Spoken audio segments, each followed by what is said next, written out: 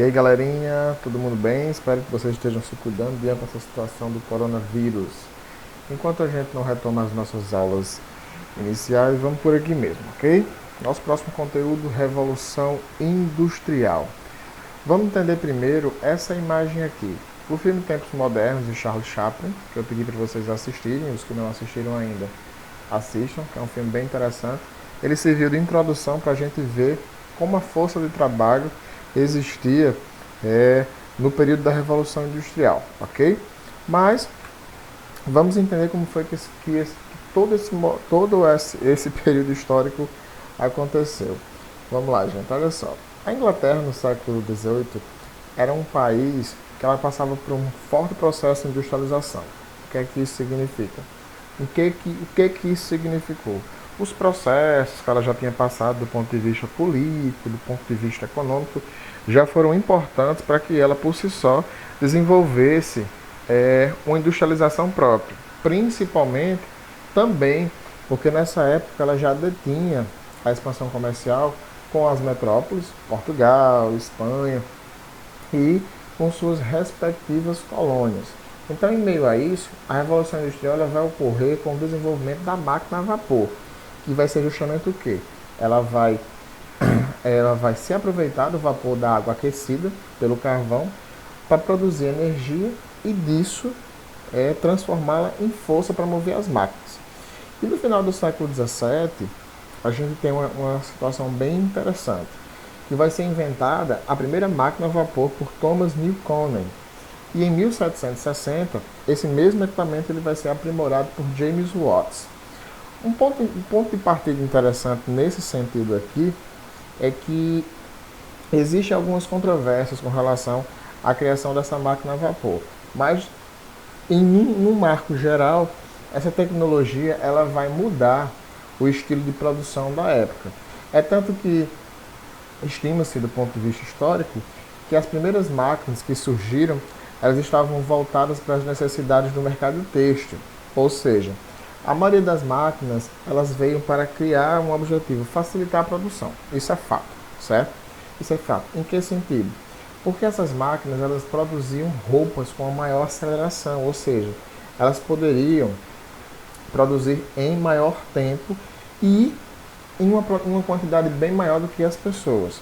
Uma outra coisa interessante também vai ser a formação e o desenvolvimento das primeiras estradas de ferro.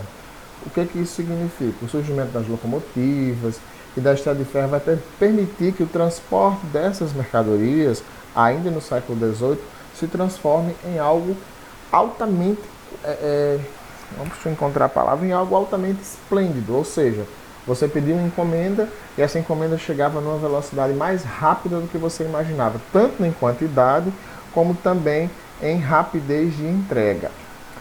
Então, nesse ponto inicial, a gente vai ter o quê? Uma produção em larga escala, a construção da estrada de ferro que vai induzir que essa produção seja entregue com a maior facilidade. Em contrapartida a isso, a gente vai ter o quê? A substituição do homem, né, pela máquina. Em que sentido? A Revolução Industrial, gente, ela tem que ser entendida como um processo de transformação no mundo. E uma dessas transformações está relacionada ao processo produtivo, que consequentemente vai afetar o estilo de vida. Para a gente ter uma ideia, antes da Revolução Industrial, tudo era feito pela fase manufatureira. O que é que isso significa? Era tudo feito manualmente, ou seja, o trabalhador ele produzia sapatos, produzia roupas, produzia calçados, tudo, né? Tudo artesanalmente e teoricamente sem uma quantidade X limitada de tempo para fazer isso. Quando existe essa substituição pela maquinofatura, ou seja, a substituição do trabalho manual pela máquina, isso vai se transformando em algo mais prático. Por quê? Porque as máquinas ela é responsável por a produção em grande escala. Principalmente por quê? Porque ao invés de um homem produzir, por exemplo, 2 sapatos por dia, a máquina poderia produzir 30, 40 em um único dia. E somando isso ao fato de que, como houve essa substituição, a diminuição do salário do manufatureiro vai diminuir. Ou melhor, o salário do manufatureiro vai diminuir. O que é que isso significa? Não vai haver é mais aquele mesmo salário. Se antes ele produzia tantas mercadorias e ganhava um salário de tanto, esse salário vai se reduzir ao longo do tempo de 30%, 40% até 70%. Como também a questão dos lucros. Se ele tinha um lucro de produção de quase 100, de 70% a 100% em cada produto produzido, as máquinas vai substituir isso, ele vai perder totalmente seu lucro. E o que vai acontecer? Esses manufatureiros, eles acabam que o quê? Se submetendo, como não tem mais salário, um salário fixo e até um salário variável, se submetendo às altas cargas de trabalho excessivas das fábricas, que isso acaba gerando uma situação extremamente desgastante. Por quê? Porque quem antes trabalhava em casa agora vai se submeter a trabalhar nas altas jornadas de trabalho nas fábricas. E um detalhe interessante é que também, segundo vários historiadores, inclusive Érico Hobsbawm e Frederick Engels, nós temos várias descrições das cargas horárias de trabalho que passavam de 16 horas, de 10 a 16 horas por dia, onde também mulheres e crianças trabalhavam. Ou seja, a exploração ela corria solta. Fora que era um trabalho extremamente desgastante e problemas de saúde eram constantes. Fora os estupros e abusos. Mas não vamos não vamos nos ater a isso nesse momento. Vamos tentar entender quais foram os impactos iniciais no século XVIII que esse novo modelo de vida impôs à população. Como nós estávamos saindo de um sistema feudalista e entrando basicamente nas raízes, né, do capitalismo, nós temos aí no século XVIII uma mudança do feudalismo já para o capitalismo. A gente vai ter a formação de novos grupos sociais. Que grupos sociais são esses? A famosa burguesia, que a gente conhece, que são o quê? Os donos das fábricas, de bancos, de comércio. Tudo isso vai ser importante a gente descobrir por quê. Porque vai ser a gente saber por quê. Porque vai ser a burguesia. Burguesia por quê? A origem do termo vem lá da Idade Média, daqueles grupos burgos que se dedicavam ao comércio e artesanal, né? Certo? E vai ser essa burguesia que vai controlar a classe menos favorecida, ou seja, a burguesia é aquela classe bem favorecida, enquanto que o proletariado é aquela classe menos desfavorecida. Quem será a classe trabalhadora? Quem será a classe proletariada? Os trabalhadores, justamente. Nós que vendemos a nossa força do trabalho e que ao mesmo tempo, na época, os trabalhadores que vendiam sua força de trabalho e que ao mesmo tempo se submetiam aos maus tratos dos donos das fábricas. De que maus tratos eu estou falando? Não só dos abusos que eu citei, só dos abusos, mas também na questão salarial. O salário era totalmente irrisório, sem contar que mulheres e crianças ganhavam 50% menos e as jornadas de trabalho eram exaustivas. O que vai acontecer também? Esses grupos proletariados, como foi e sempre será a base que sustenta os topos da burguesia, eles vão criar o que a gente vai chamar de grandes agrupamentos de trabalhadores urbanos. O que são esses agrupamentos de trabalhadores urbanos? São os famosos grandes grupos trabalhadores, que vão formar mais tarde os sindicatos e os partidos. Como assim, professor? As massas, elas formam os grupos de trabalhadores urbanos. Como assim? Por exemplo, quando a gente fala em grandes massas, existe grande massa de professores, grande massa de médicos, grande massa de advogados. Nós não estamos falando, quando a gente fala de massas, apenas de trabalhadores industriais. Nesse contexto aqui, sim. Mas, no geral, quando a gente fala grande massa de trabalhadores, a gente abrange toda a classe trabalhadora, toda a classe proletariada, que vende a sua força de trabalho em prol de sobrevivência, certo? E que, algumas vezes, apesar de estarmos no século XXI, também se submetem aos maus tratos de seus respectivos patrões. Mas, voltando para o século XVIII, nas cidades a gente vai ter também uma nova estrutura social. Em que sentido? As cidades elas passam a ser industrializadas, ou seja, aquela cidade que até então tinha uma origem agrária, ela agora passa a ser uma cidade industrializada e a vida deixa de ser rural para ser uma vida operária. Em que sentido? Quando a gente fala do campo para as cidades, a gente está falando de quê? Do grande volume de trabalhadores que saem de seus respectivos locais, certo? Seus respectivos locais de moradia no campo, e vão morar nas cidades, adotando novos hábitos, adotando novas situações. Isso foi bom ou ruim, professor? De um certo modo, isso foi bom, mas de um certo modo também foi ruim. Por quê? Porque para os trabalhadores, as mudanças para as cidades, ela também significou a adoção de novos hábitos. Ou seja, que muitas vezes se chocavam às tradições comunitárias, ao cotidiano com outras famílias. Cotidiano esse que existia no campo, a aproximação familiar que existia no campo, que não existe na cidade. Fora que nos centros urbanos, as grandes festas religiosas, os casamentos, os festivais, e tudo isso garantia o contato à pessoa, acabou desaparecendo com as longas jornadas de trabalho. Por quê? Porque tudo isso, todas aquelas cidades giravam em torno da produção, ou seja, eram cidades industriais, porque era formada por trabalhadores que moravam nas fábricas, certo? Um outro ponto interessante, o tempo natural e o tempo artificial. Em que sentido? Como acontece até hoje, os nossos avós, bisavós, tios mais velhos, existe o que a gente chama de tempo natural. O que seria o tempo natural? É o que eu costumo dizer, é o tempo que não muda. Em que sentido, professor? A medição do tempo, ela vai acompanhar os ciclos da natureza. E muitas pessoas que moram nas regiões rurais, elas realizam suas tarefas a partir dos ciclos da natureza, como por exemplo, ao clarear, a dona de casa já levanta, ela sabe que ela tem que fazer o café, ela sabe que ela tem que acordar as crianças, o marido para ir para a roça.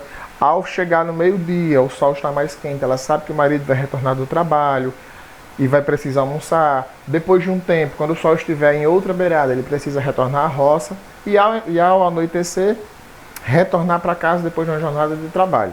E isso se repete sucessivamente. O tempo artificial, quem criou, foram as cidades industriais. Nós somos frutos do tempo industrial, do tempo artificial. Em que sentido?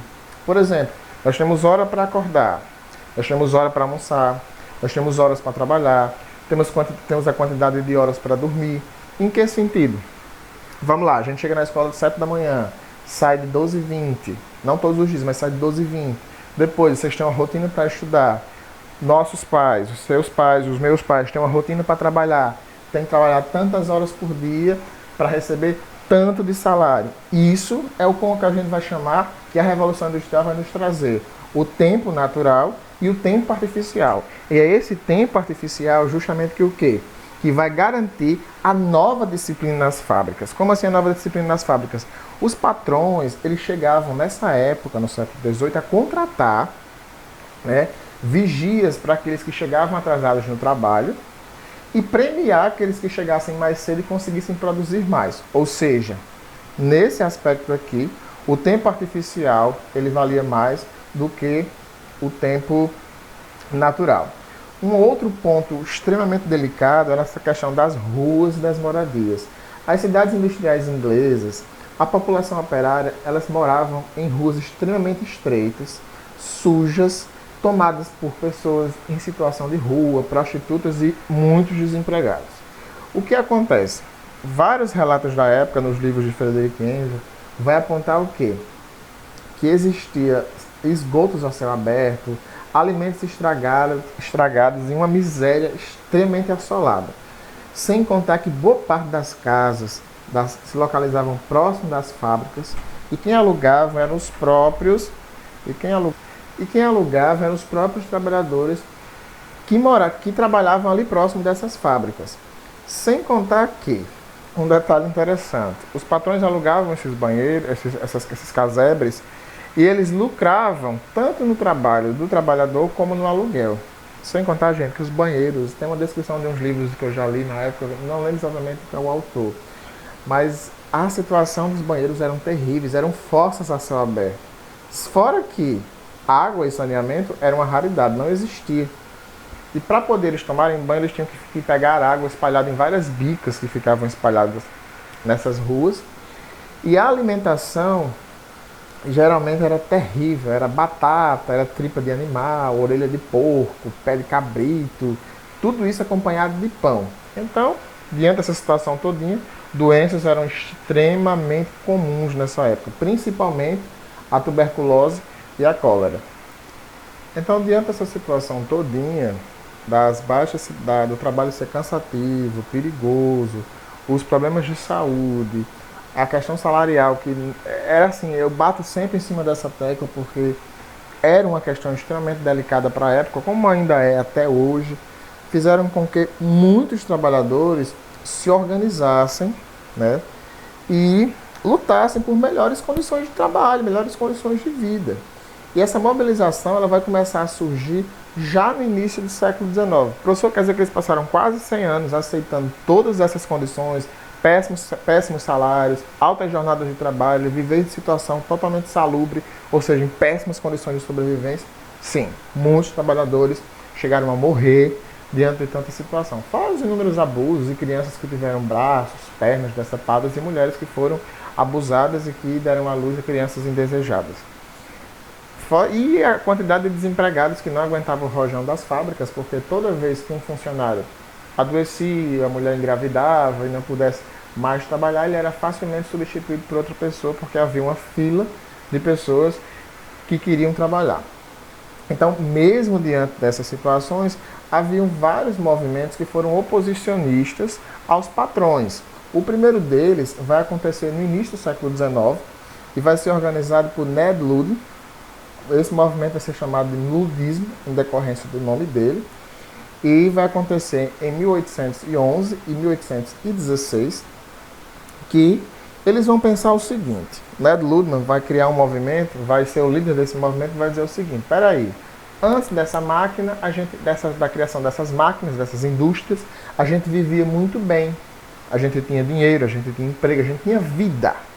Depois dessas máquinas, nós perdemos a nossa vida, perdemos a nossa identidade. Então, o que é que a gente vai fazer? O que é que ele pensou? A máquina roubou os nossos trabalhos, a máquina roubou os nossos empregos. Então, o que vai acontecer? Simplesmente eles vão destruí-las. Eles tentam destruir essas máquinas, como a gente está vendo nessa charge aqui, certo?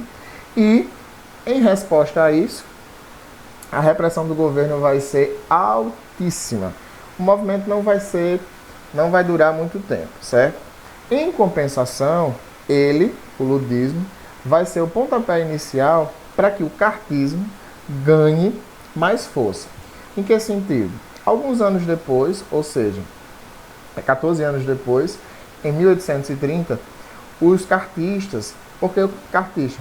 Porque eles exigiam coisas de forma formal. Em que sentido? Eles exigiam através de panfletos, através de cartazes, Foi um movimento que não usou a violência, ele usou o movimento intelectual. Em que sentido? Eles começaram a fazer a ideologia na cabeça dos trabalhadores, na qual todo e qualquer trabalhador tinha direito a direitos trabalhistas. Direitos trabalhistas esses que a gente conhece na CLT, Código de Leis Trabalhistas, que é jornada de trabalho, salários fixos, participação nas produções e coisas desse tipo. Também eles exigiam direitos políticos, ou seja, todos aqueles que fossem trabalhadores tinham direitos políticos, tinham direito ao voto e representação no parlamento, certo? E esse movimento ele vai ser extremamente importante porque é através dele que vão eclodir várias greves no país, várias greves. É tanto que, por conta disso, eles vão conseguir um direito inédito para a época, ainda no século XIX, que é a jornada de 16 horas para 10 horas. 10 horas. Mas interessante mencionar que não foi só esses movimentos aqui que deram voz aos trabalhadores. A Revolução Industrial em si, ele foi um movimento industrializado. Obviamente a gente já sabe, óbvio, isso é bem redundante. Mas não é isso que eu quero que vocês entendam. A Revolução Industrial em si, ela é fruto, esses movimentos da Revolução Industrial, ela é fruto das próprias revoltas que já estavam acontecendo na Europa naquele mesmo tempo. Ou seja, nós temos aí um cenário de Revolução Francesa, uma Revolução Puritana que eclodiu na própria Inglaterra, e sem contar a Primavera dos Povos, que já estava no seu respectivo curso. Entenderam? Então vamos lá. Nosso próximo? Então vamos lá. Ai meu Deus, desculpa aqui, eu errei os slides. Então vamos lá, já me achei nos meus slides aqui, desculpa aí, gente. Então assim, vou tentar separar para vocês as características principais das revoluções industriais, porque a gente costumeiramente só estuda a primeira revolução industrial. As outras, a segunda e a terceira revolução, vocês veem mais em geografia. Mas eu vou tentar colocar aqui de forma bem sucinta, até porque, como o vídeo é curto, eu estou tentando colocar as principais características em ascensão, certo? Na primeira fase da Revolução Industrial, que é essa que a gente tem, que a gente está estudando, ela vai eclodir, como eu já falei, no século XVIII. Elas vão ter mudanças no setor econômico e no setor social, como eu já falei, a substituição principalmente da mão de obra qualificada manual para a mão de obra da máquina, ou seja, a manufatura para a maquinofatura. As indústrias elas vão crescer, certo? Vão crescer assustadoramente. O que é que isso significa? A produção vai aumentar, a máquina a vapor vai surgir em vários países, e isso vai se expandir além das fronteiras inglesas. Nessa época também, o telégrafo é inventado, certo? O telégrafo é inventado, que facilita as comunicações entre uma nação e outra. Vai começar a surgir e crescer a quantidade de indústrias têxteis, tanto na Inglaterra como em outros países da Europa, e a criação e a ampliação da indústria siderúrgica, como também a criação das locomotivas, as famosas Marias Fumaças, certo?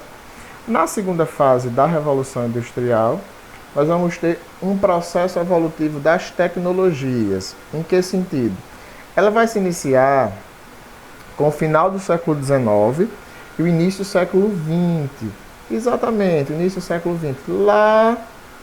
Lá na Segunda Guerra Mundial, a Segunda Revolução Industrial, ela também está inclusa. Em que sentido? Esses avanços que tem nessa fase, ela vai se expandir por todo o globo. Em que sentido? Estados Unidos, Japão, Alemanha, França, Holanda, Bélgica, todos os países da Europa vão eclodir com um conjunto de revoluções. Em que sentido? Nós não estamos falando da Segunda Guerra Mundial. Estamos falando dos dos avanços políticos industriais que culminaram para que essa fase da Revolução Industrial fosse um sucesso. Em que sentido? Se eu falo que a Segunda Guerra Mundial facilitou para que os países que participaram da Segunda Guerra expandisse ou conseguisse maiores êxitos a partir dos avanços industriais, está correto? Está. Ao mesmo tempo, também, se eu falar que as revoluções burguesas, no final do século XIX para o início do século XX, que antecederam a Segunda Guerra Mundial, representam uma influência fortalecida para que o capitalismo aumentasse, também está correto? Sim.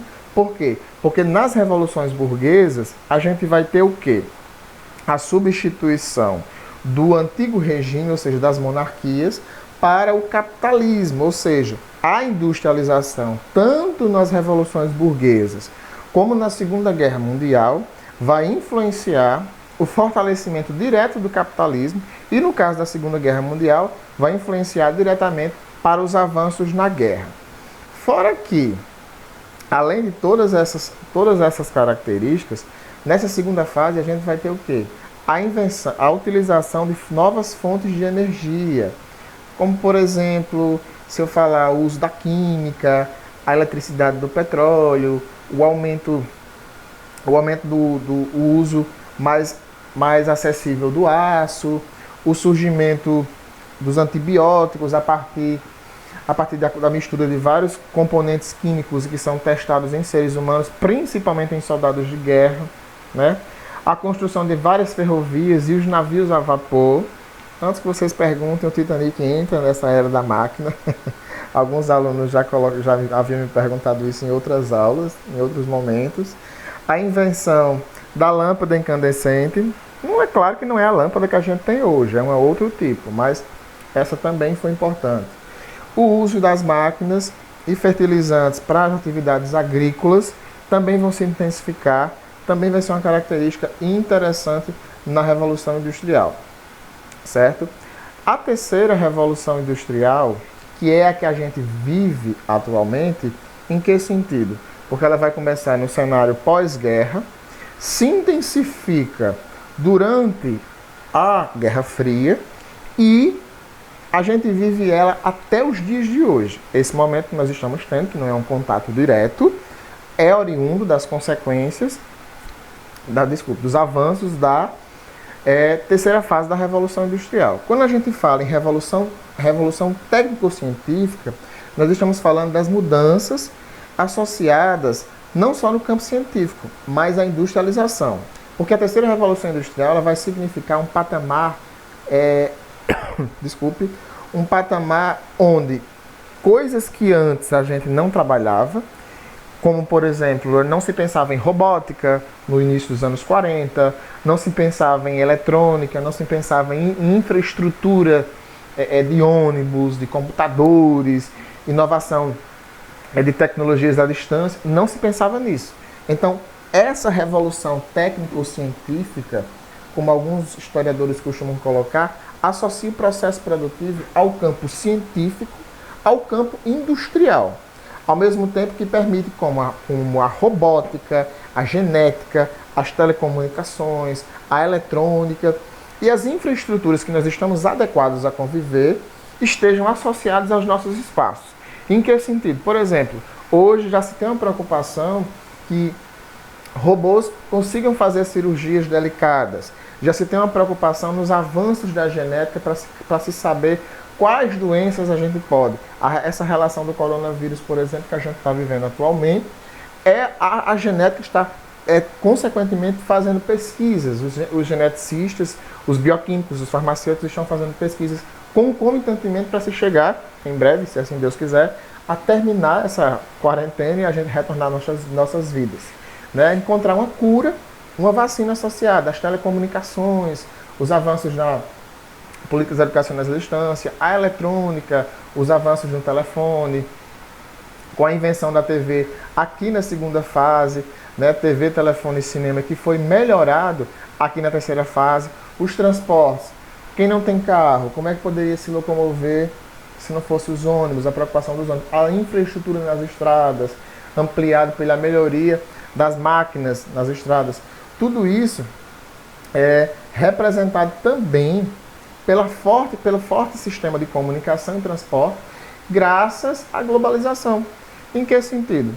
A globalização, todos esses fatores que eu citei aqui, certo? Estão associados à globalização, que é o quê?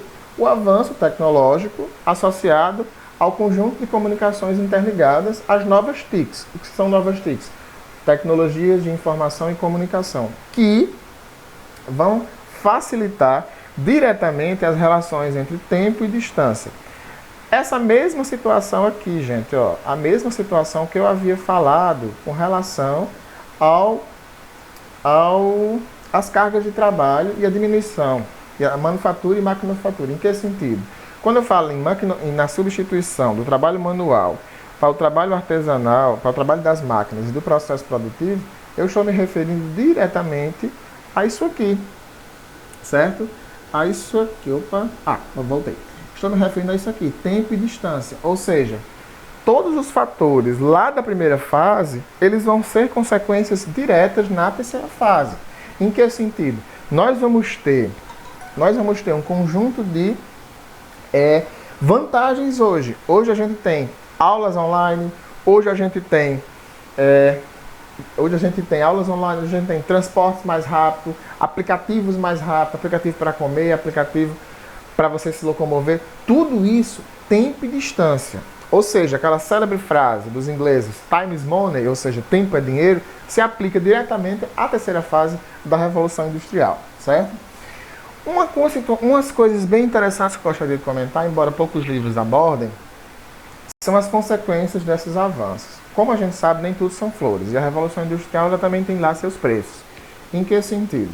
Primeira coisa, lá na primeira e na segunda fase, eu coloquei duas características para cada fase. Em que sentido? Na primeira e na segunda fase, a gente vai ter o quê? O crescimento demográfico urbano. Professor, isso vai ser bom? Não, isso não vai ser tão bom quanto se imagina. Por quê?